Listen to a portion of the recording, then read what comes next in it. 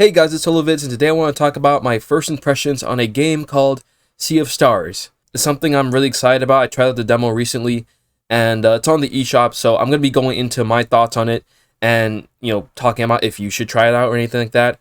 And, so if you guys are enjoying this video and you want to support the channel, definitely leave a like and subscribe, and comment if you have any thoughts or questions about the demo. Maybe I can answer it if I didn't get into it in the video. And, so let's get on with it. So in case you were wondering, Sea of Stars is an indie game made by Sabatoge Studios. It's a prequel to a game called The Messenger, which isn't even an RPG or anything, funnily enough. I don't have any experience with The Messenger, but if the Sea of Stars demo is anything to go by, I'd imagine it's probably pretty good.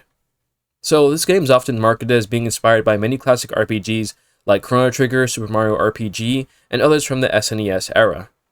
And I can safely say that they weren't lying at all. But I think what's really cool is that it has the SNES vibe, while still feeling pretty modern. One thing that definitely gives you the SNES RPG vibes is the music. Not only do they have tracks inspired by Chrono Trigger, but they also have Mitsuda himself as a guest composer. Only one of the songs in the demo is from him so far, but even the music that he didn't do was on the same level. Mitsuda's track is something you gotta look for in the demo yourself, so I won't show that here, but I'll let you listen to the world map theme.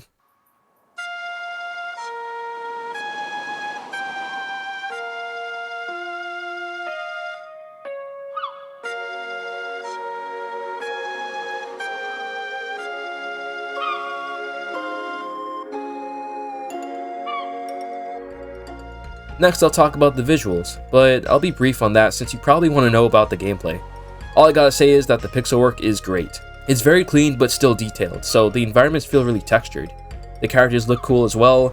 They're more of in the chibi style similar to Chrono Trigger, and there's also have a nice cherry on top with the nice water reflections as well as dynamic lighting and shadow casting.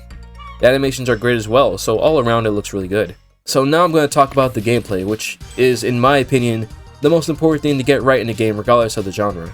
If a game's boring to play, it'll be pretty hard for me to appreciate the other aspects of it. Luckily, I don't have to worry about that because the gameplay is great all around. Traversing outside the battle is really cool, movement is smooth, and enemies walk around the map instead of being random. You'll also find engaging puzzles and level design. There's one thing that really sticks out to me in this game about the traversal. So, you know how in many RPGs you might jump down the ledge and no matter how small the ledge looks, you just physically can't climb it? Well, in this game, not only can you climb ledges, but you can also vault up to grab ledges that are even a bit higher. I mean, it's really nothing crazy, but like, after years of me being at the mercy of ledges, now I can just climb over them. Yeah, I don't know, it's just really cool to me. Also, anyone who's a fan of dungeons will find a pretty cool one in this demo. They had multiple little puzzles that are engaging, but don't overstay their welcome. They also have extra puzzles which will give you some bonus gear or items if you haven't had your fill yet.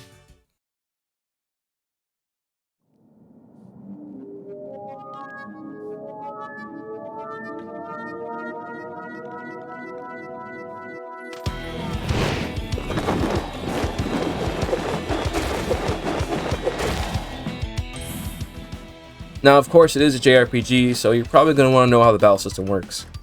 Sea of Stars features a turn-based combat system that not only features timed button presses for bonus damage, but also has the complexity of any good JRPG. I won't explain the entire thing unless you want a battle system explained video of this game, but basically you have your normal attacks, your skills, which are like techniques in Chrono Trigger, items, and combo attacks. For every attack, you have a way to make it stronger with the timed button presses. For example, with the regular attack, if you time your confirm button right, you can do additional damage. For anyone who's played Final Fantasy VIII, you can kind of think of it as Squall's trigger mechanic. There's also other prompts like holding the button down, or bouncing a projectile with fast reactions when it's coming back at you. You can also use timed button presses to block enemy attacks as well. And after all of that, that's not even getting into enemy weaknesses, MP restoration, boosting, combo attacks, camps, fishing, and more. I want you guys to see the full depth of the demo for yourself, but even on a basic level, this game has a lot of depth. Last thing I want to get into are the characters and the story. So in this demo, you actually won't get much story. They want to keep things a surprise for the full game, so you will skip certain sections, and there's even a line that gets redacted for spoilers. But I can tell you that the characters are all pretty lively, and the game knows how to have a bit of fun in its cutscenes and NPC dialogue. Our party consists of Zale, the Sun Boy, Valerie the Moon Girl, and Garl the Warrior Cook. So far, character-wise, my favorite's Garl, as he's having so much fun in this adventure. Unlike his other two party members, he doesn't have any special powers or role in this world. He's just a guy that likes cooking. He can definitely hold his own though, and I think it's kind of interesting that they had such a young character have a missing eye. I mean, it just shows that he's been through something dangerous in the past. Zale and Valerie are cool too. They come off as being important figures in the world, but they're still teenagers, so they're not too self-important.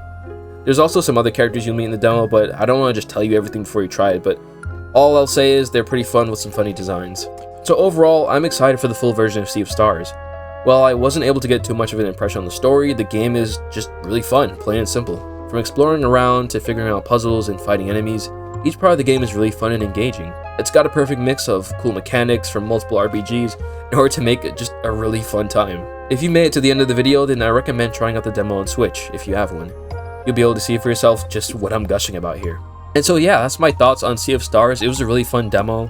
I did pretty much everything you could do besides finding this one relic that makes the game harder, or makes the boss harder. That's the one thing I still gotta figure out how to find, but yeah, let me know your thoughts on Sea of Stars if you tried out the demo, and if you haven't tried it out, let me know if it sounds interesting to you. I'd also like to hear thoughts from people who've played SNES games. Like, do you also get the feeling that it kind of feels like an SNES game or not? Let me know in the comments. So yeah, that's gonna be it for this video, and I'll be seeing you guys next time.